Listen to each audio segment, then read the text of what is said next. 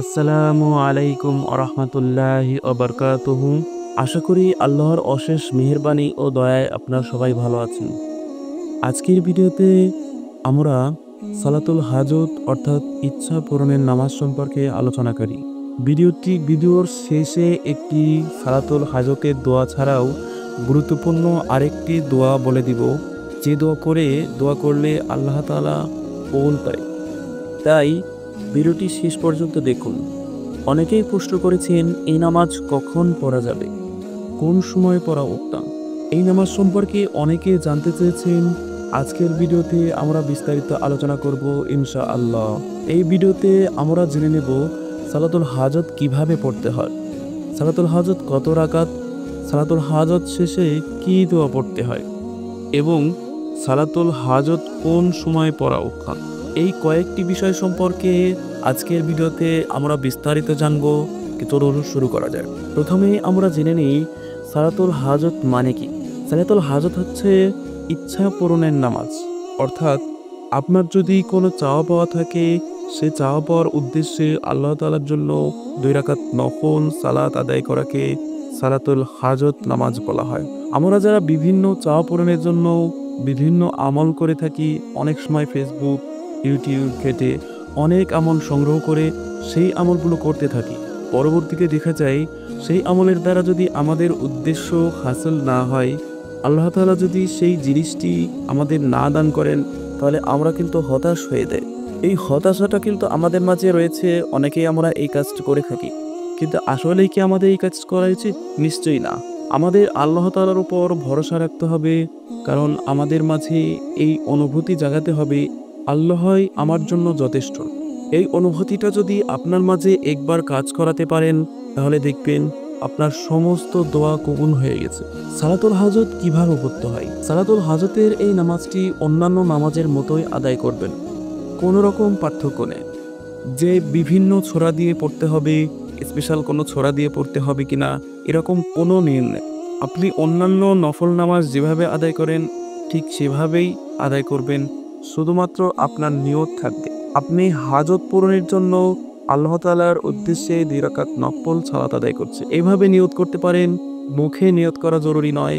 আপনার অন্তরে আছে আপনি কি জন্য নামাজ আদায় করছেন, এটাই যথেষ্ট। অনেকেই দোয়া কবুল না হলে হতাশ হচ্ছেন, তাদের জন্য ছোট্ট একটি কথা। আপনি 2 রাকাত নামাজ পড়ে যদি আল্লাহ তাআলাকে খুশি করতে পারেন, ধরেন 2 রাকাতে 4টি সিজদা দিয়েছি, সিজদা দিচ্ছি, আল্লাহ তাআলাকে সিজদা দিচ্ছেন।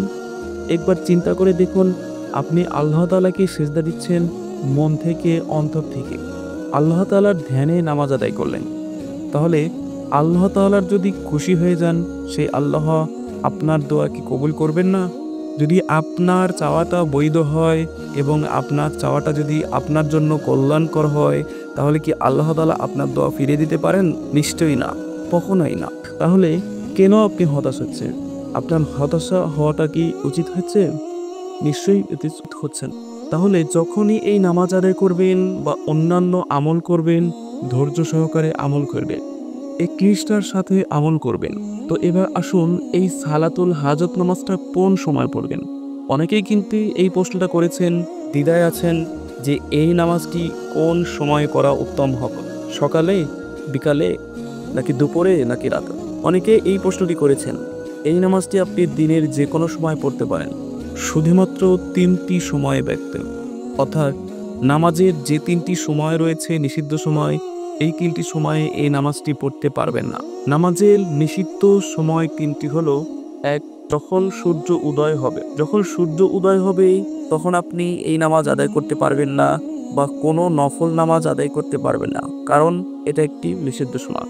2, সূর্য যখন ঠিক মাথার উপর থাকবে। যখন ঠিক মাথার উপরে সূর্য থাকবে তখন আপনি এই নামাজ যেন কোনো নফল নামাজও আদায় করতে পারবেন না, এটাও নামাজের নিষিদ্ধ সময়। 3, সময় হচ্ছে আছরের পর থেকে। আপনি যদি আছরের 4 রাকাত ফরজ নামাজ পড়ে ফেলেন, তারপর থেকে মাগরিবের আগ পর্যন্ত নিষিদ্ধ সময়, আপনি কোনো নামাজ এই সময়ের ভেতরে আদায় করতে পারবেন না। এই 3টি সময় হচ্ছে নামাজের নিষিদ্ধ সময়। অন্যান্য যে কোনো সময় আপনি এই নামাজ আদায় করতে পারেন, কোনো অসুবিধা নেই। তবে তাহাজ্জুদের সময়টা পড়লে বেশি ভালো হয়। তাহাজ্জুদের নামাজগুলো আদায় করে আপনি 2 রাকাত সালাতুল হাজত নামাজ যদি করতে পারেন এবং ওই সময় হাত তুলে চোখের পানি ছেড়ে যদি দোয়া করতে পারেন, বিশ্বাস করুন আপনি ওই সময় যে দোয়াই করবেন, আপনার চাওয়া যদি ধৈর্য এবং বৈধ এবং আপনার চাওয়া যদি আপনার জন্য কল্যাণকর হয়, তাহলে বিশ্বাস করুন ওই চাওয়া আপনাকে আল্লাহ তাআলা সাদরে দিয়ে দেবেন। কারণ এই সময়টা এমন একটা সময়, যে সময় স্বয়ং আল্লাহ তাআলা প্রথম আসমানে নেমে আসেন, ডাকতে থাকেন, কে আছো আমার কাছে চাও, কার কি প্রয়োজন আমাকে বলো, আমি তাকে তাই দিব। আপনি ভেবে দেখুন, আল্লাহ তাআলা নিজে বলেছেন যে আপনার কি প্রয়োজন, আল্লাহ তাআলাকে সেটাই বলতে হবে, আল্লাহ তাআলার কাছে সেটা চাইবা। এটা এমন একটা চমৎকার সুযোগ, এই সুযোগটা কেন আপনি মিস করলেন? এই চমৎকার সুযোগের সময় যদি আপনি আরও কিছু গুরুত্বপূর্ণ আমল করতে পারেন, তাহলে আপনি ভেবে দেখুন আপনার দোয়া কি কবুল হবে না? নিশ্চয়ই আপনার দোয়া কবুল হবে। এই সুযোগটার ভিতরে আপনি কিন্তু ইসমে আজমও পড়তে পারেন। এই আমলটি কিন্তু চমৎকার একটি আমল। এই আমলটি করে অনেকের দোয়া কবুল হয়েছে। আপনি তাহাজ্জুদের সময় সালাতুল হাজত নামাজ পড়লে, তাহাজ্জুদের সময় দোয়া করলেন, পাশাপাশি আপনি ইসমে আজম পড়লেন এবং ইস্তেগফার করলেন। এই আমলগুলো যদি করেন, আপনি চোখের পানি ছেড়ে আল্লাহ তাআলার কাছে দোয়া করেন, তাহলে কি আল্লাহ তাআলা আপনার দোয়া কবুল করবেন না? অবশ্যই আল্লাহ তাআলা আপনার দোয়া কবুল করবেন, আপনাকে ফিরিয়ে দেবেন না, যদি আপনার চাওয়াটা বৈধ হয় এবং আপনার চাওয়াটা হালাল হয়। এরপর হচ্ছে সালাতুল হাজত নামাজ শেষে একটা দোয়া পড়তে হয়, এটা আমরা অনেকেই জানি। আসলে এই দোয়াটা পড়লেও হবে, না পড়লেও হবে, কোনো সমস্যা নেই।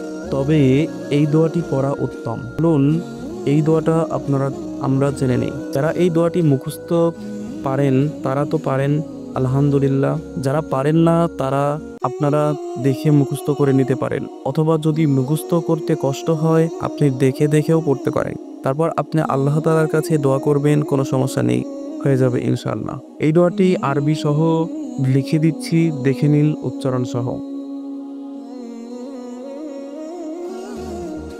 এই দোয়াটি পড়ে আপনি আল্লাহ তাআলার কাছে নিজের চাওয়াগুলো চাইবেন, নিজের যে প্রয়োজনগুলো রয়েছে সেই প্রয়োজনগুলো অন্তর থেকে একটু নিষ্ঠার সাথে বলবেন। অনেকেই তাড়াহুড়া করে কোনো রকম দোয়া করেন, এভাবে দোয়া করা যাবে না। অন্তর থেকে দোয়া করতে হবে এবং বিশ্বাস রাখতে হবে যে আমি যে দোয়াটি করছি আল্লাহ তাআলা আমার দোয়াটি কবুল করে নিয়েছে।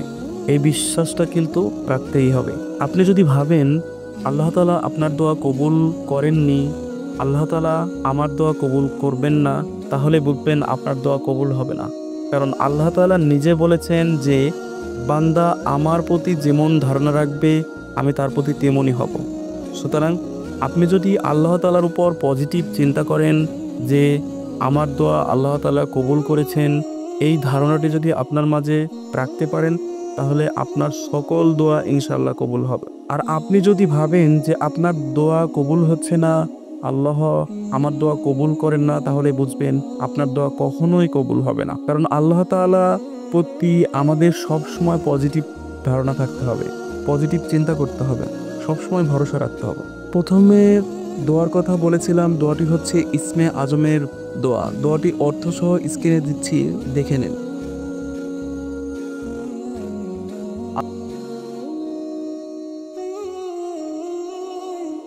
অর্থ: হে আল্লাহ, আমি তোমার কাছে প্রার্থনা করছি আর সাক্ষ্য দিচ্ছি যে তুমি একমাত্র আল্লাহ, তুমি ছাড়া অন্য কোনো মাবুদ নেই।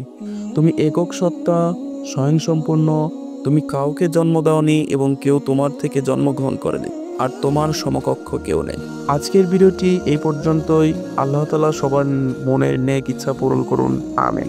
সবাই ভালো থাকবেন। আল্লাহ হাফেজ।